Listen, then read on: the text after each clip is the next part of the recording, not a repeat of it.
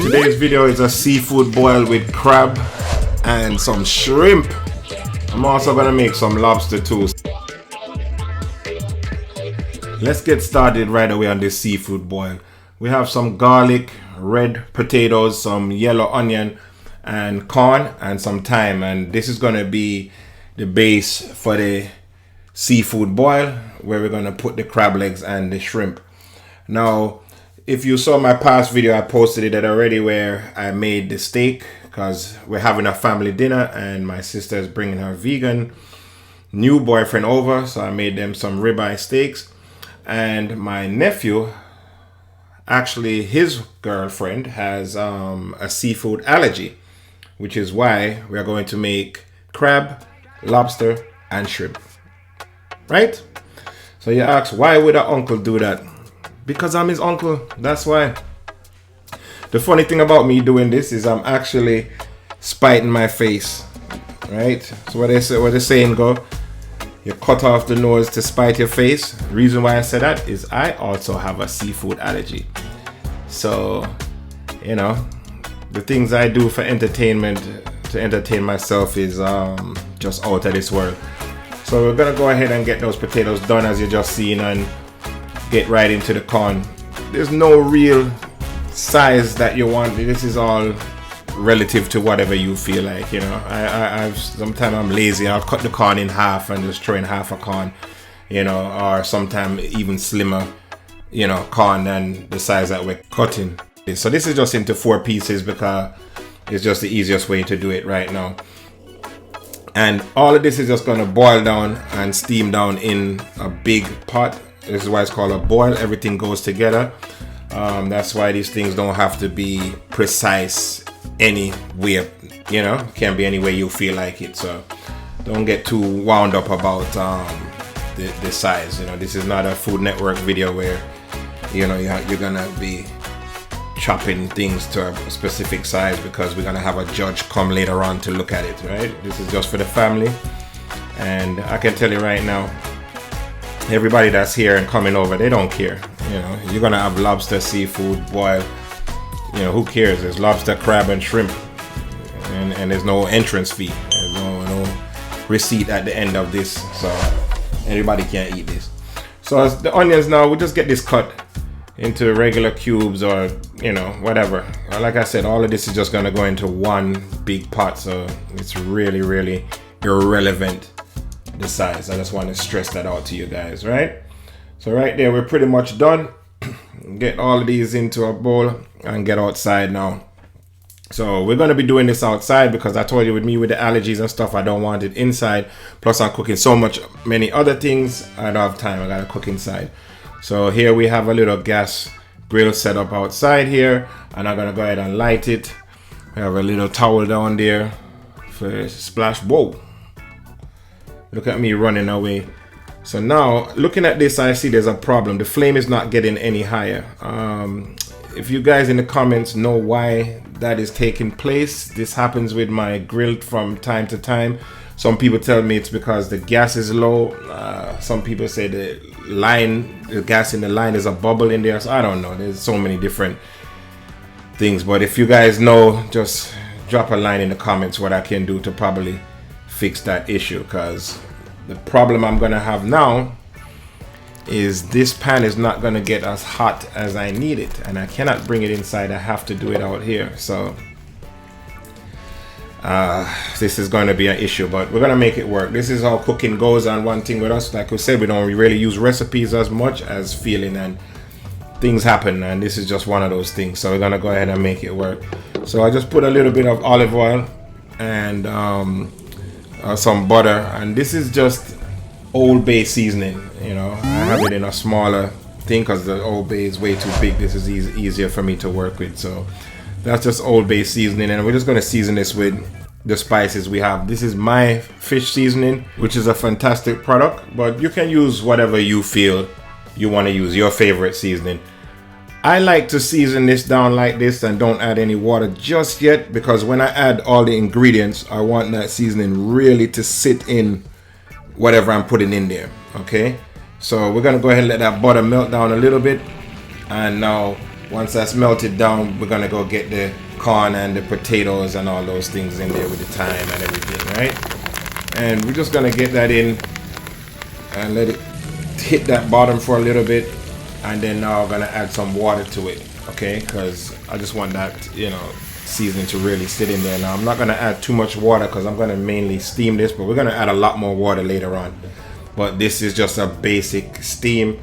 We have that seasoning. We're gonna add some more powdered seasoning. If you have any natural seasoning like fresh garlic, celery, peppers, you could add that now. We just don't have any, so we're using what we have. This is the Maggi seasoning.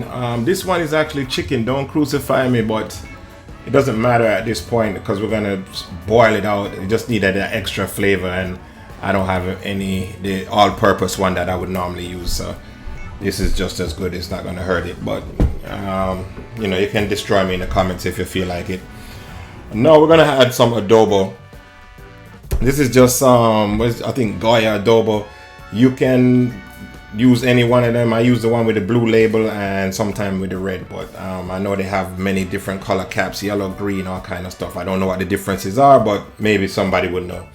And then just add some black pepper in here, and I think that's, you know, pretty much it at this point. We're just gonna go ahead and cover this up and then just let it steam down for a little bit. Right now the fire's not high, so it's gonna take a minute. All right, let's go ahead and check back on this thing now. See, it's boiling. It's not boiling all the way up and as crazy as we wanted. So, you know, normally this would have been cooked a long time. I think this needs about another 5 minutes or so, you know, just to be finished, you know, just to make sure 100% that it's finished. You know, but anybody have a solution to my problem with the burner, please link me up in them comments, man. This is very frustrating right now. All right, so let's just give it another 5 minutes. Okay, that should be it. So we're gonna just take out the potatoes. Why I don't want the potatoes to cook out in there, I'm not making a soup, so we do not need the potatoes to cook all the way in there like that. All right, so take out all of your potatoes, as much as you can. You know, all of them don't need to come out, but for the majority of them, because these are cooked and we want to put them in at the very end. And when I say the very end, I mean like just a few minutes before you serve, so it can heat back up. That's it, you know. One thing I hate is really mushy and soggy potatoes, and red potatoes too. Let me tell you, they're not, you know, they're firm. They're the best ones to use for this, but you know, you don't want to use Idaho. Idaho would have mashed up long time into nothing, to dust. Hold on. Golden is not too bad, but I think red is the best one to use for this. All right, Sherry just brought me the shrimp, so we're gonna add the shrimp. Get that in there and make this steam. Again, normally this would be boiling crazy, so we could move a lot faster. You know, I see Musa hanging around like he gonna get something. There's nothing here for you, buddy. So your pot would be boiling, okay? We have an issue with the stove. This is a big problem. So now we're gonna get the crab legs in there. Now the crab legs are already cooked. A lot of people forget this, so they want to cook this thing like they're cooking it from scratch. They're already cooked. We're just kind of heating them up and gonna get them shells really seasoned, because even though I don't eat seafood and shellfish and all of that, I do know that they have to be really seasoned. That's one of the things I hear everybody talk about, why the seasoning on this is good. Okay, so we're gonna do the same exact thing. All right, now the problem I'm having, this pot look like it's too small because I have more crab legs in here. So oh man, we're gonna have to change this out. You know, I'm gonna let it steam down a little bit while I go get another pot. Let me go get another pot. This is too small.